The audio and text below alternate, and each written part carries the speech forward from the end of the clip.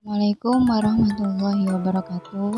Sebelumnya, perkenalkan nama saya Yenita Nur Wahid. Saya mahasiswa dari Sekolah Tinggi Agama Islam Darussalam Kunir semester 3, program studi manajemen pendidikan Islam. Dan di sini saya akan memaparkan sedikit materi mengenai pendidikan sebagai investasi, peluang dan hambatan di era globalisasi. Tujuannya yaitu untuk memenuhi tugas dari mata kuliah pendidikan dan investasi SDM yang diampu oleh Ibu Fitria Zulfa, MPD. Oke, langsung saja kita masuk pada topik pembahasan, yaitu dalam era globalisasi, pendidikan itu bukan hanya sekedar pengeluaran, melainkan investasi penting untuk perkembangan individu dan kemajuan suatu negara. Jadi peluang yang muncul melibatkan akses lebih luas terhadap sumber daya pendidikan internasional, meningkatkan daya saing global, dan memperluas jaringan kolaborasi investasi dalam sumber daya manusia. Pendidikan menjadi kunci untuk menciptakan masyarakat yang terampil dan adaptif. Oke. Namun, ada beberapa hambatan yang perlu diatasi. Salah satunya adalah kesenjangan akses pendidikan, terutama di negara-negara berkembang.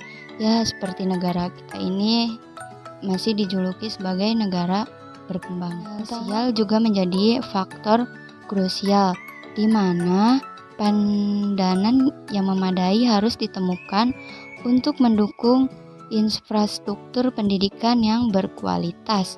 Selain itu, globalisasi dapat menghadirkan risiko homogenisasi pendidikan, di mana budaya lokal dapat terpinggirkan. Nah, dalam menghadapi tantangan tersebut, apa sih upaya yang dilakukan atau strategi apa yang harus dilakukan?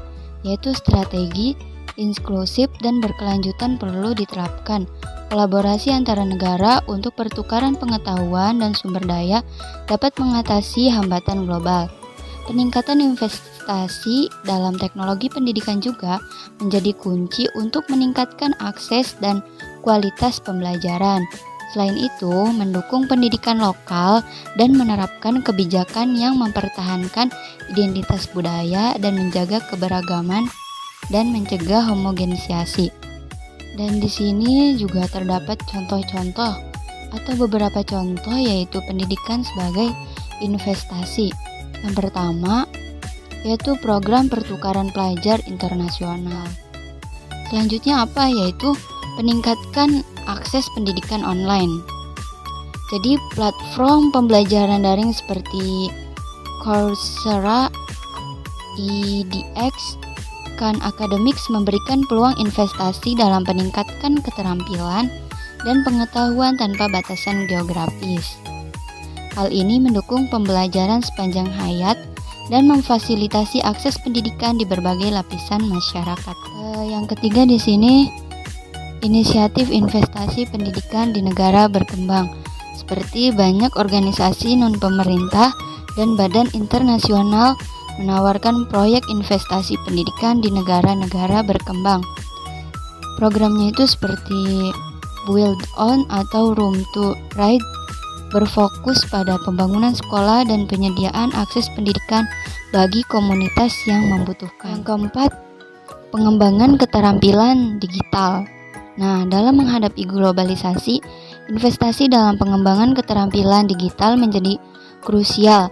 Berbagai program pelatihan seperti Google Digital Bridge atau Microsoft Learn yang menyediakan peluang bagi individu untuk mengasah keterampilan digital mereka. Selanjutnya yang kelima, yaitu kemitraan industri dan pendidikan, yaitu banyak perusahaan bekerja sama dengan institusi pendidikan untuk menciptakan program pelatihan khusus yang mempersiapkan tenaga kerja untuk kebutuhan industri.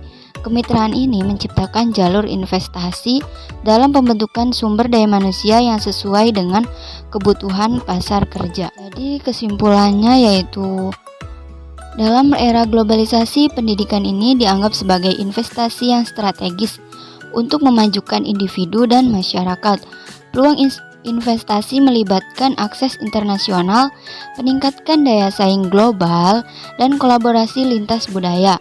Namun, tantangan termasuk kesenjangan akses, hambatan finansial, dan risiko homogenisiasi di masa kini.